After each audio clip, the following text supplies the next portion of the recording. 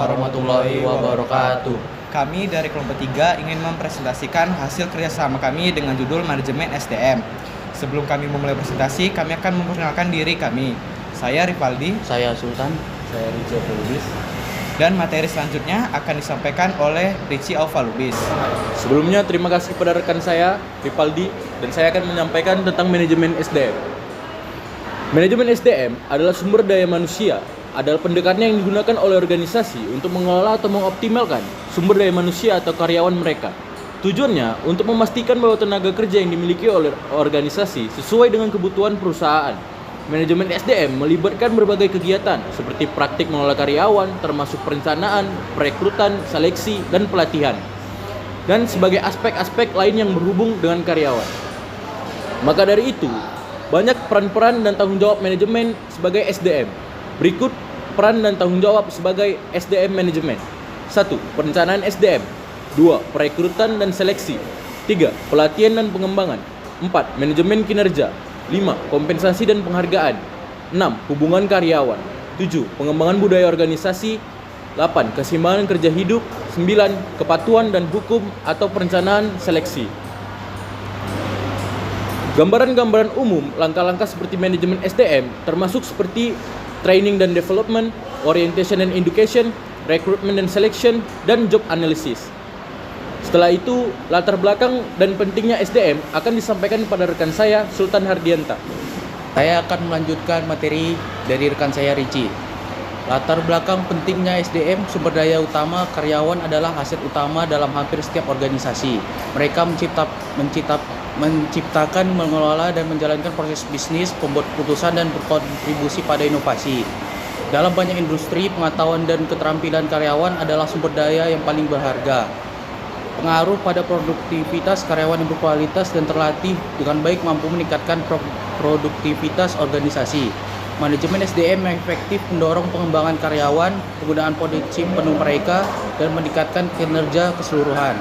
Daya saing organisasi, sumber daya manusia yang berkualitas memungkinkan organisasi bersaing secara efektif di pasar.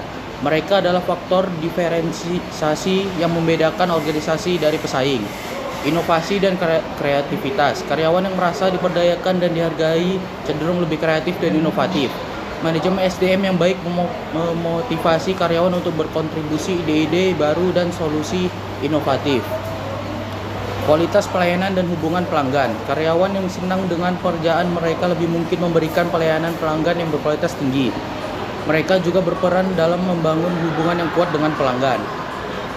Perencanaan SDM. Perencanaan sumber daya manusia adalah proses yang penting dalam manajemen SDM yang bertujuan untuk mengidentifikasi, merencanakan, dan memenuhi kebutuhan sumber daya manusia di organisasi sesuai dengan tujuan dan strategi bisnis. Ini adalah langkah kunci dalam memastikan bahwa organisasi memiliki jumlah, jenis, dan kualitas karyawan yang sesuai dengan kebutuhan dan tujuannya. Berikut adalah penjelasan lebih rinci tentang perencanaan SDM. Analisis kebutuhan tenaga kerja. Proses dimulai dengan analisis kebutuhan tenaga kerja saat ini di masa depan. Ini melibatkan evaluasi jumlah dan jenis karyawan yang diperlukan organisasi untuk mencapai tujuan bisnis. Analisis ini dapat mencakup pemahaman terhadap kompetensi yang diperlukan, tingkat pengalaman, kualifikasi, dan sebagainya. Perencanaan suksesi. Selain memenuhi kebutuhan, sekarang perencanaan SDM juga mempertimbangkan pergantian pemimpin dan tenaga kerja kunci di masa depan. Ini melibatkan mengidentifikasi individu dalam organisasi yang memiliki potensi untuk mengisi peran penting di kemudian hari. Dengan merencanakan suksesi, organisasi dapat mengurangi risiko ketika pemimpin atau karyawan kunci pensiun atau mengundurkan diri. Proyeksi kebutuhan sumber daya manusia. Perencanaan SDM melibatkan proyeksi kebutuhan sumber daya manusia di masa depan berdasarkan perkiraan pertumbuhan bisnis, perubahan industri, dan perubahan internal organisasi ini. Membantu organisasi mempersiapkan diri untuk perubahan yang akan datang dan memastikan bahwa mereka memiliki sumber daya manusia yang memadai untuk menghadapinya. Identifikasi gap keterampilan. Selama proses perencanaan SDM, organisasi mengidentifikasikan kesenjangan keterampilan yang mungkin ada antara keterampilan yang dimiliki karyawan saat ini dan yang diperlukan untuk mencapai tujuan bisnis. Dengan demikian, langkah-langkah pelatihan dan pengembangan dapat dirancang untuk mengisi kesenjangan ini. Penyusunan rencana dan strategi. Hasil dari perencanaan SDM adalah penyusunan rencana dan strategi untuk memenuhi kebutuhan sumber daya yang telah diidentifikasi. Rencana ini mencakup rencana perekrutan, pelatihan, promosi, atau restrukturisasi yang mungkin diperlukan, implementasi dan evaluasi. Setelah rencana perencanaan SDM disusun, langkah selanjutnya adalah mengimplementasikan. Ini melibatkan proses perekrutan, pelatihan, pengembangan, dan manajemen kinerja yang sesuai dengan rencana. Selanjutnya, rencana ini dievaluasi secara berkala untuk memastikan bahwa mereka mencapai tujuan organisasi dan akan dilanjutkan oleh rekan saya, Rivaldi. Saya akan melanjutkan materi yang tadi dibawakan oleh teman saya, Sultan. Berikut adalah beberapa contoh kasus studi yang mengilustrasikan praktik terbaik dalam manajemen sumber daya manusia atau SDM. Contoh kasus 1, Google, kultur perusahaan yang kuat.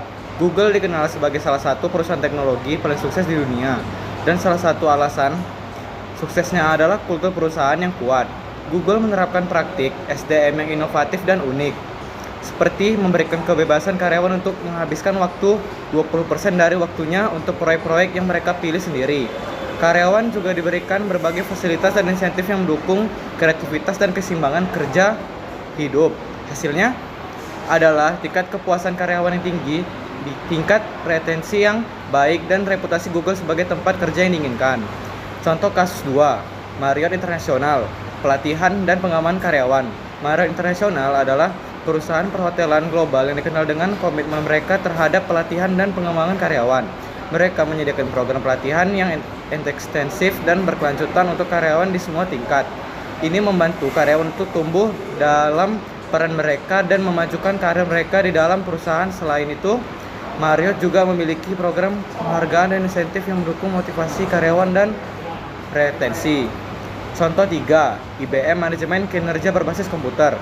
IBM menerapkan pendekatan manajemen kinerja berbasis kompetensi yang mungkin penilaian kinerja karyawan berdasarkan keterampilan dan kompetensi yang relevan dengan peran mereka.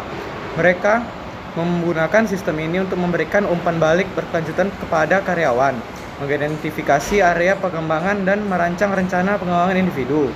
Hal ini telah membantu IBM dalam mempertahankan karyawan yang berkualitas tinggi dan mendukung pertumbuhan organisasi. Kesimpulan materi manajemen SDM. Manajemen SDM adalah strategis yang diterapkan oleh organisasi untuk mengelola mengoptimalkan sumber daya manusia mereka.